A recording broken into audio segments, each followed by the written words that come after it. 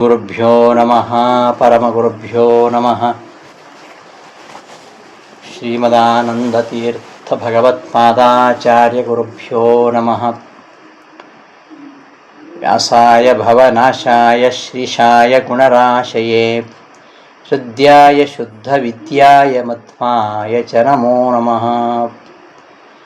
ಆಪಾದಮೂಲಿಪರ್ಯಂತಂ ಗುರುಣಾಂ ಆಕೃತಿಂ ಸ್ಮರೇತ್ ತೇನ ವಿಘ್ನಾಃ ಪ್ರಣಶ್ಯಂತಿ ಸಿದ್ಧ್ಯಂತಿ ಚ ಮನೋರಥಾಃ. ಶ್ರೀಮತೋ ರಾಘವೇಂದ್ರಸ್ಯ ನಮಾಮಿ ಪದಪಂಕಜೇ ಕಾಮಿತಾಶೇಷಕಲ್ಯಾಣಕರಣಾಕಲ್ಪಪಾದಪೌ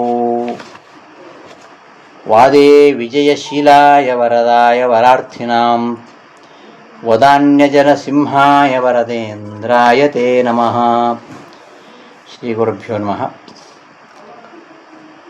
ಜಗದ್ಗುರು ಶ್ರೀಮನ್ಮಧ್ವಾಚಾರ್ಯ ಮೂರಮಹಾಸಂಸ್ಥಾನದ ಭವ್ಯ ಪರಂಪರೆಯಲ್ಲಿ ಶ್ರೀಮದಾಚಾರ್ಯರಿಂದ 24ನೆಯವರಾಗಿ ರಾಘವೇಂದ್ರ ಗುರುಸಾರ್ವಭೌಮರ ನಂತರ ಅವರಿಂದ 7ನೆಯವರು ಆಗಿ ವಿರಾಜಮಾನರಾಗಿರ್ತಕ್ಕಂಥವರು ಶ್ರೀ ವರದೇಂದ್ರ ತೀರ್ಥ ಶ್ರೀಪಾದಂಗಳವರು. ಇವರ ಆರಾಧನಾ ಸಂದರ್ಭದಲ್ಲಿ ಇವರ ಸ್ಮರಣೆಯನ್ನು ಮಾಡೋಣ.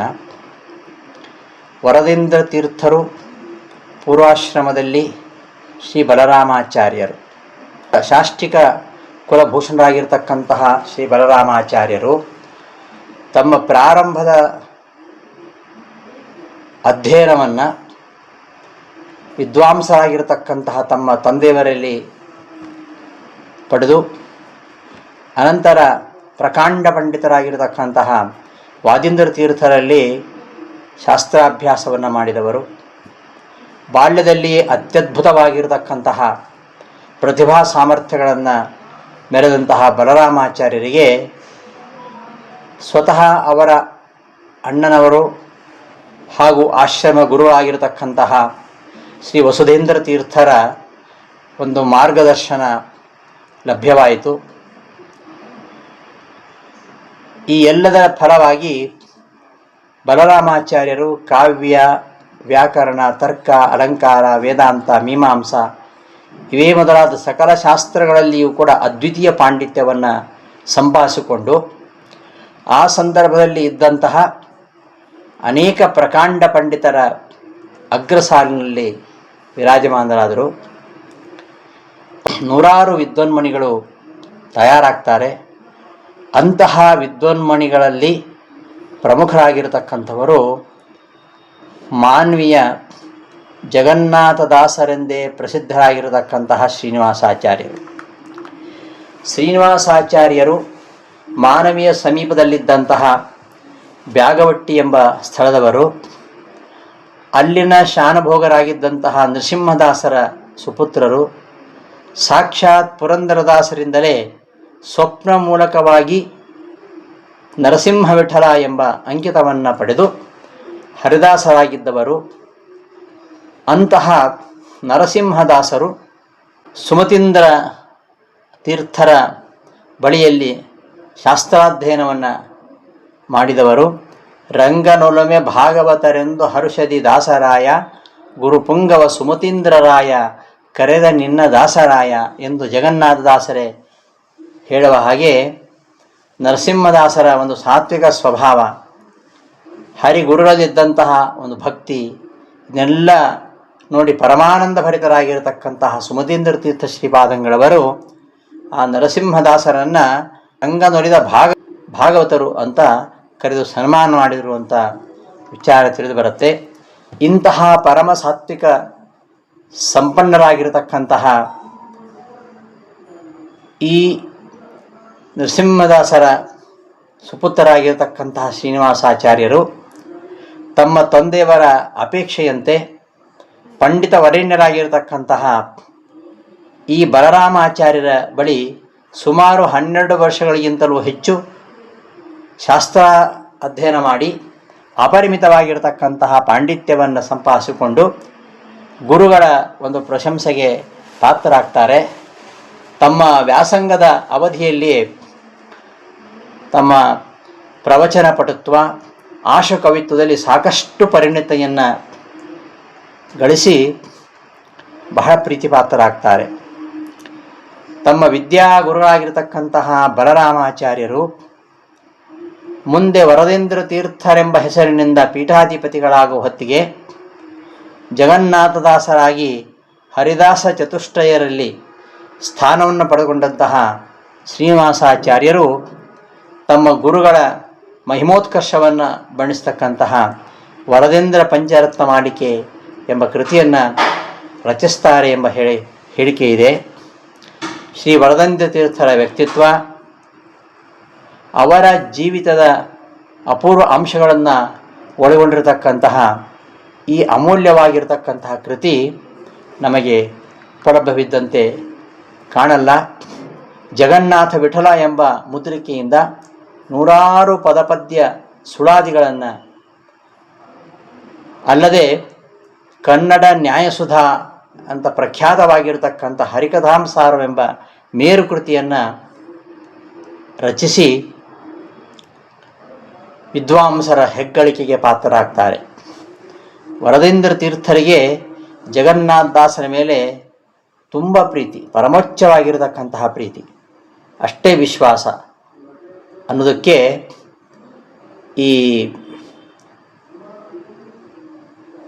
ಈ ಮಾತೆ ಸಾಕ್ಷಿಯಾಗತ್ತೆ. ಬ್ಯಾಗವಾಟದ ರಂಗ ನುಡಿದ ಶ್ರೀ ನೃಸಿಂಹ ಭಾಗವತರ ಅಣುಗ ಜಗನ್ನಾಥದಾಸ ಬಾಗಿ ವಿಜ್ಞಾಪಿಸಲು ಕೈಗೊಂಡು ಪರಮಾನುರಾಗದಲ್ಲಿ ಹೇಳಿದೆವು ತಂತ್ರಸಾರ ಅಂತ ವರದೇಂದ್ರ ತೀರ್ಥರೇ ಕನ್ನಡ ತಂತ್ರಸಾರದಲ್ಲಿ ತಮ್ಮ ಶಿಷ್ಯನ ಬಗ್ಗೆ ಹೇಳಿಕೊಂಡಿರುವುದನ್ನು ನೋಡಿದರೆ ಜಗನ್ನಾಥದಾಸನ ಮೇಲೆ ವರದೇಂದ್ರ ತೀರ್ಥರಿಗೆ ಎಷ್ಟು ಪ್ರೀತಿ ವಿಶ್ವಾಸ ಅನ್ನೋದಕ್ಕೆ ಇದು ಸಾಕ್ಷಿಯಾಗತ್ತೆ.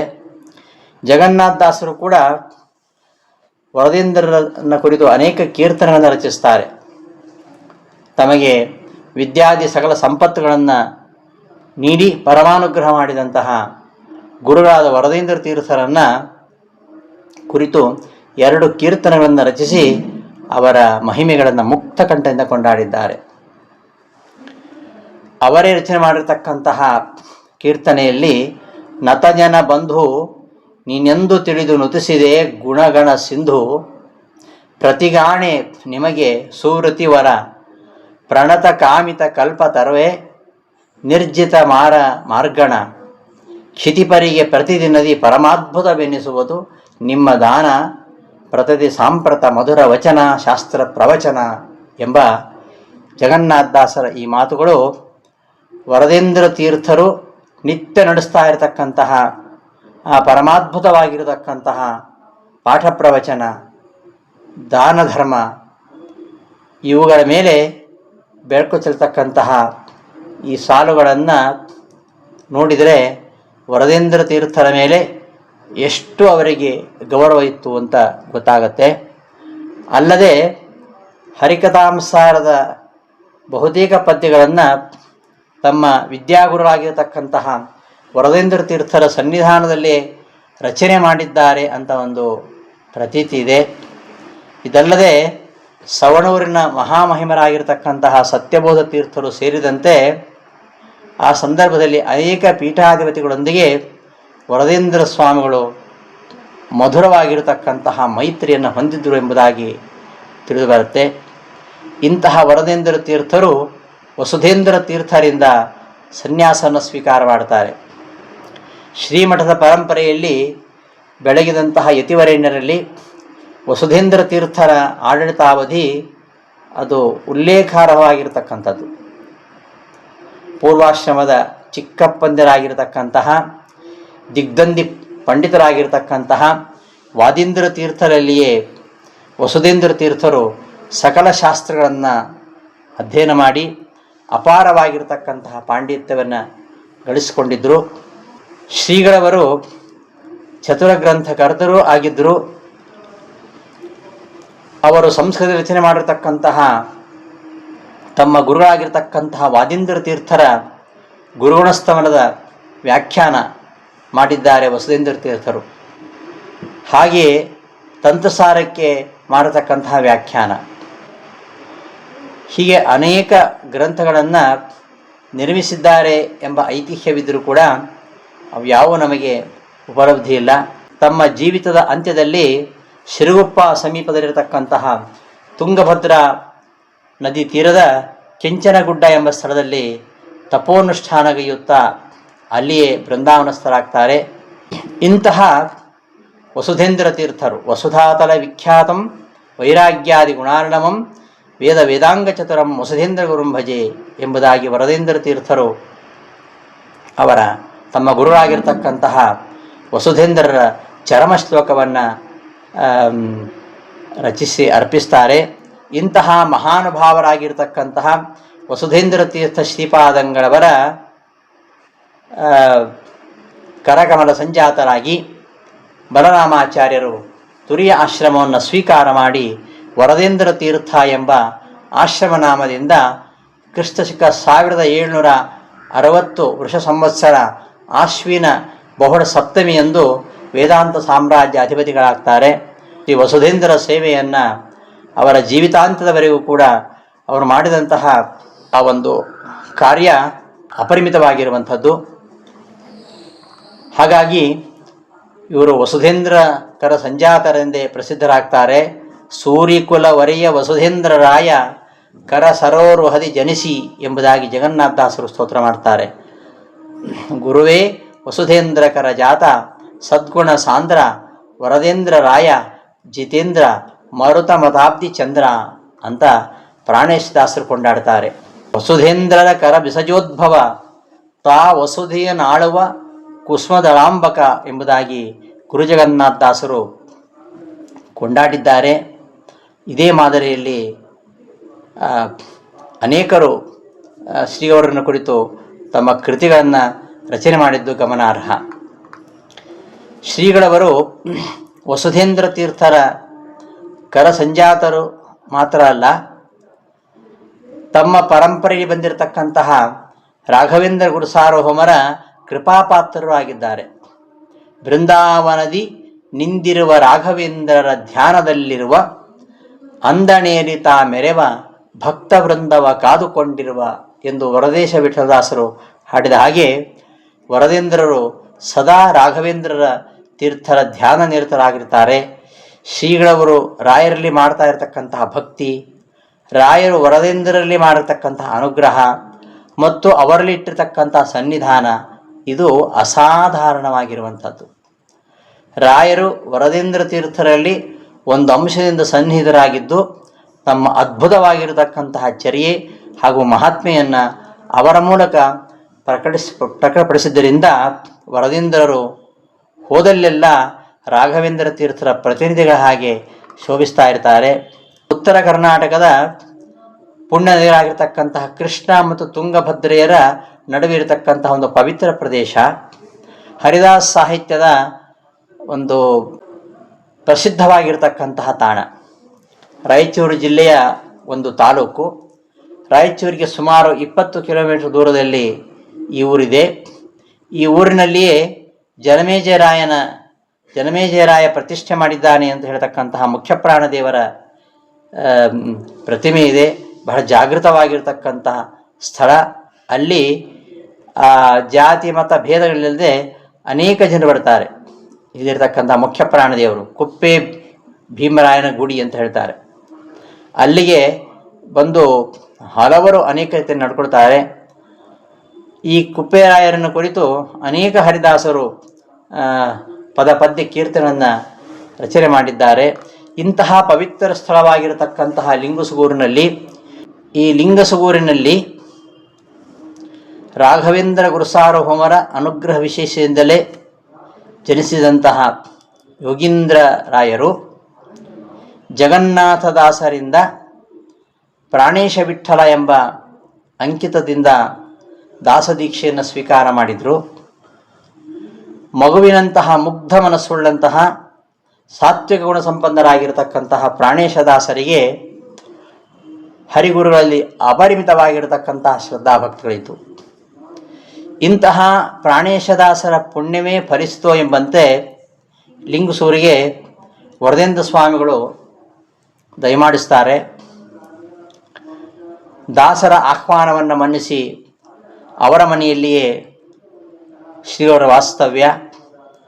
ಕುಲಗುರುಗಳ ಆಗಮನದಿಂದ ಪ್ರಾಣೇಶದಾಸರಿಗೆ ಅಪರಿಮಿತವಾಗಿರತಕ್ಕಂತಹ ಸಂತೋಷ. ಅವರು ಬಂದಿದ್ದಾರೆ ಅಂತ ಸಂಭ್ರಮ. ವರದೇಂದ್ರ ತೀರ್ಥರ ಆಗಮನದಿಂದ ಲಿಂಗಸ್ಗೂರು ಮಂತ್ರಾಲಯದ ಹಾಗೆ ಶೋಭಿಸ್ತಾ ಇದೆ. ದಿನನಿತ್ಯವೂ ಸುತ್ತಮುತ್ತಲ ಪ್ರಾಂತ್ಯದ ಭಕ್ತರು ಬರ್ತಾನೆ ಇದ್ದಾರೆ. ಭಕ್ತರ ಸಂದಣಿ ಶ್ರೀಗಳ ದರ್ಶನಕ್ಕೋಸ್ಕರವಾಗಿ ಬಹಳ ಉತ್ಸಾಹದಿಂದ ಜನ ಬಂದು ಸೇರ್ತಾ ಇದ್ದಾರೆ. ಮೂಲ ರಘುಪತಿ ವೇದವ್ಯಾಸಾದಿ ಸಂಸ್ಥಾನ ಪ್ರತಿಮೆಗಳನ್ನು ಅರ್ಚಿಸ್ತಾ ವರದೇಂದ್ರ ತೀರ್ಥರು ಲಿಂಗಸ್ಗೂರಿನಲ್ಲಿ ಸ್ವಲ್ಪ ಸಮಯ ವಾಸ ಮಾಡ್ತಾರೆ. ಹೀಗೆ ಶ್ರೀಗಳವರು ಊರಿನಲ್ಲಿದ್ದಷ್ಟು ಕಾಲ ಪ್ರತಿದಿನ ಧಾರ್ಮಿಕ ಪ್ರವಚನ, ಉತ್ಸವ, ಹೀಗೆ ವೈಭವಗಳು ನಡೀತಾ ಇದ್ವು. ವರದೇಂದ್ರ ಸ್ವಾಮಿಗಳು ತಮ್ಮನ್ನು ಬೀಳ್ಕೊಂಡು ಲಿಂಗಸ್ಗೂರಿನಿಂದ ಮುಂದೆ ಪ್ರಯಾಣ ಬೆಳೆಸ್ತಕ್ಕಂತಹ ಸಂದರ್ಭ. ಪ್ರಾಣೇಶ್ ದಾಸರು ಗುರುಗಳಿಗೆ ಏನೋ ಒಂದು ಕಾಣಿಕೆ ಕೊಡಬೇಕು ಅಂತ ಬಯಸ್ತಾರೆ. ಮನೆ ಧನ ಧಾನ್ಯ ವಹನ ವಸನಗಳನ್ನು ಅನುಮಾನಿಸದಲೇ ನಿಮಗರ್ಪಿಸುವೇನು ಅಂತ ಹೇಳ್ತಾರೆ. ಗುರು ಕಾಣಿಕೆಯಾಗಿ ಎಲ್ಲವನ್ನು ಅರ್ಪಿಸಿಕೊಡ್ತಾರೆ. ಆದರೆ ವರದೇಂದ್ರ ತೀರ್ಥರು ದಾಸರ ಆ ಕಾಣಿಕೆಗಳನ್ನು ಸ್ವೀಕಾರ ಮಾಡಲಿಕ್ಕೆ ಇಚ್ಛಿಸುವುದಿಲ್ಲ. ಆ ಪ್ರಾಣೇಶದಾಸರ ಒಂದು ಶ್ರೀಮಂತ ಗುಣಸ್ವಭಾವಗಳಿಗೆ ಮನಸೋತು ಹೋಗಿರತಕ್ಕಂತಹ ಶ್ರೀಗಳವರು ಅವರ ಮೂಲಕ ಹರಿದಾಸ ವಾಂಗ್ಮಯದ ಸುವರ್ಣ ಸೌಧವನ್ನೇ ಲಿಂಗಸ್ಗೂರಿನಲ್ಲಿ ನಿರ್ಮಿಸುವ ಸಂಕಲ್ಪವನ್ನು ಮಾಡಿದರು ಅಂತ ಕಾಣುತ್ತೆ. ಹಾಗಾಗಿ ಪ್ರಾಣೇಶದಾಸರಿಂದ ಧನ ಕನಕಾದಿಗಳನ್ನು ತೆಗೆದುಕೊಳ್ಳೋದು ಬಯಸದೆ ಅವರು ಹೇಳ್ತಾರೆ, ಏನು ಬೇಡ, ದಾಸನ ಮನೆಯ ಹಿತ್ತಲಲ್ಲಿ ಇದೆ ಒಂದು ಬಣಿವಿ ದೊಡ್ಡಿ, ಅಲ್ಲಿ ಸ್ವಲ್ಪ ಜಾಗವನ್ನು ದಾನವಾಗಿ ನೀಡಲಿಕ್ಕೆ ಸೂಚಿಸ್ತಾರೆ ಸ್ವಾಮಿಗಳು. ಸ್ವಾಮಿಗಳ ಆದೇಶದಂತೆ ಪ್ರಾಣೇಶದಾಸರು ಸಂತೋಷದಿಂದ ತಮ್ಮ ಮನೆ ಹಿಂದಿದ್ದಂತಹ ಆ ಬಣವಿ ದೊಡ್ಡಿಯನ್ನು ಶ್ರೀಗಳವರಿಗೆ ಕೃಷ್ಣಾರ್ಪಣ ಅಂತ ಸಮರ್ಪಿಸ್ಬಿಡ್ತಾರೆ. ಈ ಪ್ರಾಣೇಶದಾಸರ ಒಂದು ಶ್ರದ್ಧಾ ಭಕ್ತಿಗಳಿಂದ ಸಂತುಷ್ಟರಾಗಿರ್ತಕ್ಕಂತಹ ವರದೇಂದ್ರ ತೀರ್ಥರು ಅವರಿಗೆ ಆಶೀರ್ವಾದ ಮಾಡ್ತಾ, ತಾವು ದಾನವಾಗಿ ಕೊಟ್ಟಂತಹ ಭೂಮಿ ಸದ್ಯಕ್ಕೆ ತಮ್ಮ ವಶದಲ್ಲಿಯೇ ಇರಲಿ, ಮುಂದೆ ಸಂದರ್ಭ ಬಂದಾಗ ನಾವು ಅದನ್ನು ತಮ್ಮಿಂದ ಸ್ವೀಕಾರ ಮಾಡ್ತೇವೆ ಅಂಥೇಳಿ ಮುಂದೆ ಪ್ರಯಾಣವನ್ನು ಬೆಳೆಸ್ತಾರೆ. ವರದೇಂದ್ರ ತೀರ್ಥ ಶ್ರೀಪಾದಂಗಳವರು ತಮ್ಮ 2.5 ದಶಕಗಳ ಕಾಲ ಪೀಠಾಧಿಪತ್ಯದಲ್ಲಿ ಇದ್ದುಕೊಂಡು ಭಾರತದ ದಕ್ಷಿಣ ಹಾಗೂ ಉತ್ತರ ಭಾಗದ ಹಲವಾರು ಪ್ರಾಂತ್ಯಗಳಲ್ಲಿ ಶ್ರೀಮದಾಚಾರ್ಯರ ಸತ್ಸಿದ್ಧಾಂತವನ್ನು ಪಸರಿಸುತ್ತಾ ಸಂಚಾರ ಮಾಡ್ತಾರೆ.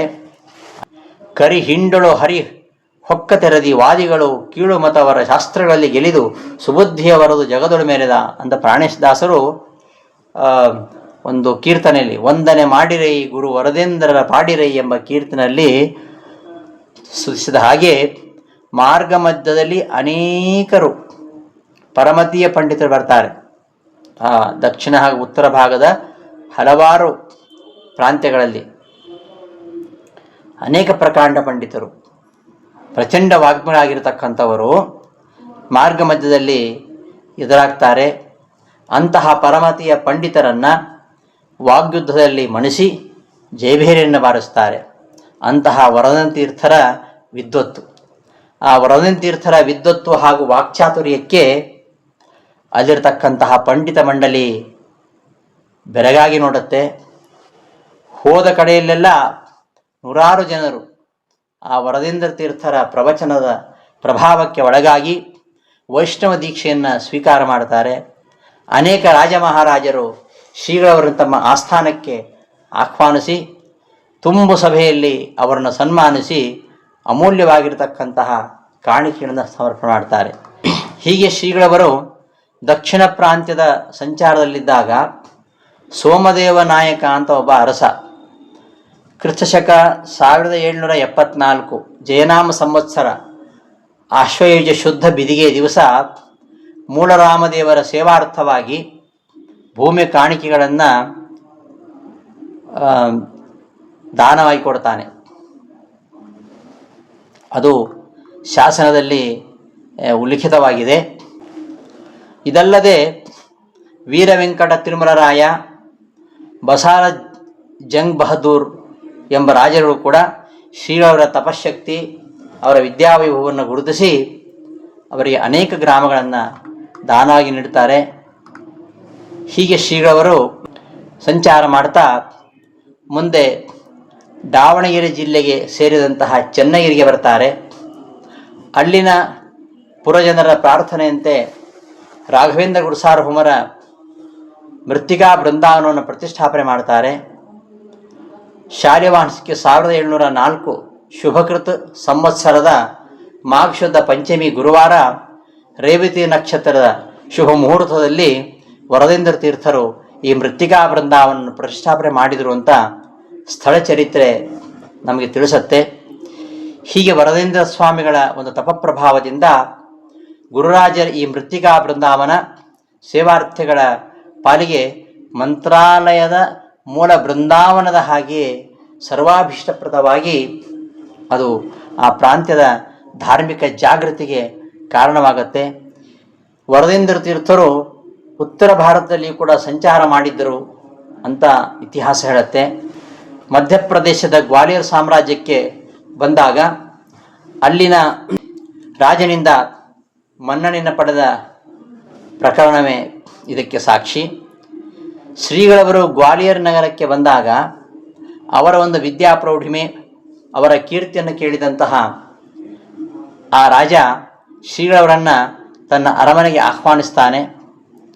ಅವ ಒಳ್ಳೆಯ ಸದ್ಗುಣ ಸಂಪನ್ನನಾಗಿದ್ದ, ವಿದ್ಯಾಪಕ್ಷಪಾತಿಯಾಗಿದ್ದ. ಆ ಒಂದು ರಾಜನ ಅಪೇಕ್ಷೆಯಂತೆ, ಕೋರಿಕೆಯಂತೆ ವರದೇಂದ್ರ ತೀರ್ಥರು ಆತನ ಅರಮನೆಯಲ್ಲಿ ಮೂಲರಾಮದೇವರ ಪೂಜೆಯನ್ನು ಮಾಡ್ತಾ ಕೆಲವು ದಿವಸಗಳ ಕಾಲ ನೆಲೆಸ್ತಾರೆ. ಆ ಸಂದರ್ಭದಲ್ಲಿ ಆ ಗ್ವಾಲಿಯರ್ ಸಂಸ್ಥಾನದ ಹಲವಾರು ಪಂಡಿತರು ಈ ವರದೇಂದ್ರ ತೀರ್ಥರ ವಾಕ್ಯಾರ್ಥನ ಮಾಡ್ತಾ ಇದ್ದರು. ಗ್ವಾಲಿಯರ್ ರಾಜನ ರಾಜಾಸ್ಥಾನದಲ್ಲಿ ಇವರು ನಡೆಸ್ತಾ ಇರತಕ್ಕಂತಹ ವಾಕ್ಯಾರ್ಥದಲ್ಲಿ ಪಾಲ್ಗೊಂಡು ಇವರೊಂದಿಗೆ ವಾದ ಮಾಡಿ ಪರಾಜಿತರಾಗ್ತಾ ಇದ್ದರು. ಪ್ರತಿನಿತ್ಯ ಅವರು ದ್ವೈತ ಸಿದ್ಧಾಂತದ ಸುರಸುಧೆಯನ್ನು ತಮ್ಮ ಪ್ರವಚನ ಮೂಲಕವಾಗಿ ಉಣಬಡಿಸ್ತಾರೆ. ಹೀಗೆ ವರದೇಂದ್ರ ತೀರ್ಥರು ಪ್ರತಿನಿತ್ಯ ಮಾಡ್ತಾ ಇರತಕ್ಕಂತಹ ಪ್ರವಚನ, ಸಂಸ್ಥಾನ ಪೂಜಾದಿಗಳಿಂದ ಗ್ವಾಲಿಯರ್ ರಾಜ ಎಷ್ಟು ಪ್ರಭಾವಿತನಾಗಿದ್ದ ಅಂದರೆ ಅವನು ಅದ್ವೈತ ಮತಾನುಯಾಯಿ ಆಗಿದ್ದಂತಹ ಆ ಗ್ವಾಲಿಯರ್ ರಾಜ ತನ್ನ ಪರಿವಾರ ಸಮೇತ ಶ್ರೀಗಳವರಿಂದ ಸಪ್ತಮುದ್ರಾಧಾರಣೆ ಮತ್ತು ಮಂತ್ರೋಪದೇಶವನ್ನು ಪಡೆದುಕೊಂಡು ವೈಷ್ಣವನಾಗಿ ಪರಿವರ್ತಿತನಾಗ್ತಾನೆ. ಈಗಲೂ ಗ್ವಾಲಿಯರ್ ಸಂಸ್ಥಾನದ ಅರಮನೆಯಲ್ಲಿ ಗುರುರಾಗಿರ್ತಕ್ಕಂತಹ ವರದೇಂದ್ರರ ಪದತಲದಲ್ಲಿ ವೈಷ್ಣವ ಚಿಹ್ನೆಗಳನ್ನು ಧಾರಣೆ ಮಾಡಿರ್ತಕ್ಕಂತಹ ಆ ರಾಜನ ತೈಲಚಿತ್ರವೊಂದು ಇದೆ ಅಂತ ಹೇಳ್ತಾರೆ. ಅದನ್ನು ಸುಶೀಲೇನ್ ತೀರ್ಥರ ಆದೇಶದಂತೆ ಧಡೇಸುಗೂರು ವೆಂಕೋಬಾಚಾರ್ಯರು ಗ್ವಾಲಿಯರ್ ಸಂಸ್ಥಾನಕ್ಕೆ ಹೋಗಿ ನೋಡಿ ಬಂದಿದ್ದಾರೆ ಅಂತ ಗೋರೆವಾಡ ಹನುಮಂತರಾಯರು ಈ ವಿಚಾರವನ್ನು ದಾಖಲೆ ಮಾಡಿದ್ದಾರೆ. ಹೀಗೆ ಗ್ವಾಲಿಯರ್ ಸಂಸ್ಥಾನದಿಂದ ಸಂಚಾರ ಮಾಡ್ತಾ ವರದೇಂದ್ರ ತೀರ್ಥರು ಪೂನಾ ನಗರಕ್ಕೆ ಬರ್ತಾರೆ. ಅಲ್ಲಿಯೂ ಸಹ ಶ್ರೀಗಳವರು ತಮ್ಮ ಪ್ರಕಾಂಡ ಪಾಂಡಿತ್ಯ ಹಾಗೂ ಅದ್ಭುತ ಮಹಿಮೆಯನ್ನು ಪ್ರಕಟಿಸ್ತಕ್ಕಂತಹ ಒಂದು ಪ್ರಸಂಗ ನಡೆಯುತ್ತೆ. ಪೂನಾದಲ್ಲಿ ಪಕ್ಷಪಾತಿಗಳಾಗಿರತಕ್ಕಂಥ ಹಲವಾರು ವಿಪ್ರರಾಜರು ಅದನ್ನು ಪಾಲಿಸ್ತಾ ಇದ್ದರು. ಅಂತಹ ಅನೇಕ ಅಪೂರ್ವ ವಿದ್ವನ್ಮಣಿಗಳಿಂದ ತುಂಬಿರತಕ್ಕಂತಹ ಪೂನಾ ಪಟ್ಟಣ, ಆ ಪೂನಾ ಪಟ್ಟಣಕ್ಕೆ ವರದೇಂದ್ರ ತೀರ್ಥರು ಬಂದಾಗ ಅಲ್ಲಿ ಪೇಶ್ವೆಯರ ಆಡಳಿತ ಇರುತ್ತೆ. ಮಾಧವರಾಯನೆಂಬ ಪೇಶ್ವೆ ಮಹಾರಾಜ ಶ್ರೀಗಳವರನ್ನು ಆದರದಿಂದ ತನ್ನ ಅರಮನೆಗೆ ಸ್ವಾಗತಿಸಿ ಅಲ್ಲಿಯ ಸಂಸ್ಥಾನದ ಪೂಜಾದಿಗಳನ್ನು ನೆರವೇರಿಸುವಂತೆ ವಿಜ್ಞಾಪಿಸಿಕೊಳ್ತಾನೆ. ಅದರಂತೆ ಶ್ರೀಗಳವರು ಆತನ ಅರಮನೆಯಲ್ಲಿ ಸಂಸ್ಥಾನದ ಪೂಜೆಯನ್ನು ಬಹಳ ವೈಭವದಿಂದ ನೆರವೇರಿಸಿ ಅಲ್ಲಿರತಕ್ಕಂತಹ ಎಲ್ಲರಿಗೂ ಬ್ರಹ್ಮಕಲಾರ್ಚಿತ ಚತುರ್ಯುಗ ಮೂರ್ತಿ ಮೂಢರಾಮದೇವರ ದರ್ಶನ ಭಾಗ್ಯವನ್ನು ಕರುಣಿಸ್ತಾರೆ. ಆಗ ರಾಜನ ಆಸ್ಥಾನದಲ್ಲಿ ಆತನಿಗೆ ರಾಜಕೀಯವಾಗಿ ಆಧ್ಯಾತ್ಮಿಕವಾಗಿ ಒಬ್ಬ ಸಲಹೆಗಾರ ಇದ್ದ. ಆತನ ಹೆಸರು ರಾಮಶಾಸ್ತ್ರಿ ಅಂತ, ಪ್ರಕಾಂಡ ಪಂಡಿತ, ಅದ್ವೈತ ಮತದ ಮುಖವಾಣಿಯಂತೆ ಇದ್ದಂತಹ ವ್ಯಕ್ತಿ ಈ ರಾಮಶಾಸ್ತ್ರಿ. ಆ ರಾಮಶಾಸ್ತ್ರಿಗೂ ಶ್ರೀಗಳವರಿಗೂ ವಾಕ್ಯಾರ್ಥ ಉಂಟಾಗತ್ತೆ. ಸ್ವತಃ ವಿದ್ವಾಂಸನಾಗಿರ್ತಕ್ಕಂತಹ ಪೇಶ್ವೆ ಮಹಾರಾಜನೇ ಆ ಸಭೆಯ ಮಧ್ಯಸ್ಥಿಕೆಯನ್ನು ವಹಿಸ್ತಾನೆ. ಪೂನಾ ನಗರದಲ್ಲಿ ಸಾಕಷ್ಟು ಕುತೂಹಲ. ಈ ವಾಕ್ಯಾರ್ಥದ ಪಡವಾಗಿ ಶ್ರೀಗಳವರು ಸೋತರೆ ತಮ್ಮ ಬಿರುದು ಬಾವಲಿಗಳನ್ನು ತ್ಯಜಿಸಿ ಬಿಡಿ ಸನ್ಯಾಸಿಗಳಾಗಬೇಕು, ಶಾಸ್ತ್ರಿಗಳು ಸೋತರೆ ಪೂನಾ ಪಟ್ಟಣದಿದ್ದಂತಹ ತಮ್ಮ ಭವ್ಯ ನಿವಾಸವನ್ನು ಶ್ರೀಗಳವರಿಗೆ ಒಪ್ಪಿಸಿ ದೇಶಾಂತರಕ್ಕೆ ಹೋಗಬೇಕು. ಈ ತರಹ ನಿರ್ಣಯವಾಗಿದೆ. ಹಾಗಾಗಿ ಎಲ್ಲರಿಗೂ ಕುತೂಹಲ, ಇಡೀ ಪೂನಾ ನಗರಕ್ಕೆ ಕುತೂಹಲ. ಈ ಒಂದು ವಾಕ್ಯಾರ್ಥವನ್ನು ನೋಡಲಿಕ್ಕೆ ತುಂಬ ಜನ ಸೇರಿದ್ದಾರೆ. ಹೀಗೆ ರಾಜನ ನೇತೃತ್ವದಲ್ಲಿ ನಡೆದಂತಹ ಈ ಒಂದು ವಾಕ್ಯಾರ್ಥ ಸಭೆ ಅಷ್ಟೊತ್ತಿಗೆ ವಾದಿನತೀರ್ಥರ ಪೂರ್ವಾಶ್ರಮದ ಪುತ್ರರಾಗಿರ್ತಕ್ಕಂತಹ ಜಯರಾಮಾಚಾರ್ಯರು ಪೂನಾ ನಗರಕ್ಕೆ ಆಗಮಿಸಿ ಶ್ರೀಗಳವರಿಗೆ ಬೆಂಬಲವಾಗಿ ನಿಂತುಕೊಳ್ತಾರೆ. ರಾಮಶಾಸ್ತ್ರಿಗಳಿಂದ ಒಪ್ಕೊಳ್ಳೋದಿಲ್ಲ, ಆಕ್ಷೇಪಿಸ್ತಾರೆ. ವರದೇಂದ್ರ ತೀರ್ಥರೊಬ್ಬರೇ ವಾದಕ್ಕೆ ಬರಬೇಕು. ಅವರ ಸಹಾಯಕ್ಕೆ ಈ ಜಯರಾಮಾಚಾರ್ಯರು ಅಂದರೆ ಮುಂದೆ ಅವರೇ ಧೀರೇಂದ್ರ ತೀರ್ಥರು, ಈ ಜಯರಾಮಾಚಾರ್ಯರು ಅವರ ಸಹಾಯಕ್ಕೆ ಬೆಂಬಲವಾಗಿ ಬರಬಾರದು, ಅವರೊಬ್ಬರೇ ತಮ್ಮೊಂದಿಗೆ ವಾದಿಸಬೇಕು ಅಂತ ಹೇಳ್ತಾನೆ, ಆಕ್ಷೇಪ ಮಾಡ್ತಾನೆ. ಹಾಗಾಗಿ ವರದೇಂದ್ರ ತೀರ್ಥರೊಬ್ಬರೇ ಶಾಸ್ತ್ರದೊಂದಿಗೆ ವಾದ ಮಾಡಿ ಅವರ ಪೂರ್ವ ಪಕ್ಷಗಳನ್ನೆಲ್ಲ ನಿರಾಕರಿಸಿ ಶ್ರುತಿ ಸ್ಮೃತಿ ಪುರಾಣಗಳ ಪದ ಪಂಕ್ತಿಗಳನ್ನು ಪುಂಖಾನುಪುಂಖವಾಗಿ ಉದಾಹರಿಸ್ತಾ ದ್ವೈತ ಸಿದ್ಧಾಂತವನ್ನು ಅತ್ಯಂತ ಸಮರ್ಥವಾಗಿ ಪ್ರತಿಪಾದಿಸ್ತಾರೆ. ಸುಮಾರು 17 ದಿವಸಗಳ ಕಾಲ ನಡೆದಂತಹ ವಾಕ್ಯಾರ್ಥ, 17 ದಿನಗಳ ಕಾಲ ನಡೆದಂತಹ ವಾಕ್ಯಾರ್ಥದಲ್ಲಿ ರಾಮಶಾಸ್ತ್ರೀಯ ಬತ್ತಳಿಗೆಯಲ್ಲಿದ್ದಂತಹ ಎಲ್ಲ ವಾದಾಸ್ತ್ರಗಳು ದಿನ ಕಳೆದ ಹಾಗೆ ಎಲ್ಲ ಬರಿದಾಗ ತೊಡಗಿದ್ವು. ಆಗ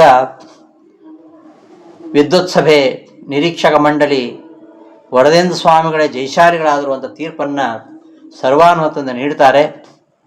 ವಾಕ್ಯಾರ್ಥಕ್ಕೆ ಮೊದಲು ಮಾಡಿಕೊಂಡಂತಹ ಪಣದಂತೆ ರಾಮಶಾಸ್ತ್ರಿ ಶ್ರೀಗಳವರಿಗೆ ತಮ್ಮ ಮನೆಯನ್ನು, ಲಕ್ಷ್ಮೀ ರಸ್ತೆ ಇರತಕ್ಕಂತಹ ತಮ್ಮ ಮನೆಯನ್ನು ಸಮರ್ಪಿಸಿ ಕಾಶಿ ಕ್ಷೇತ್ರಕ್ಕೆ ರಾಮಶಾಸ್ತ್ರಿ ಹೊರಟೋಗ್ತಾರೆ.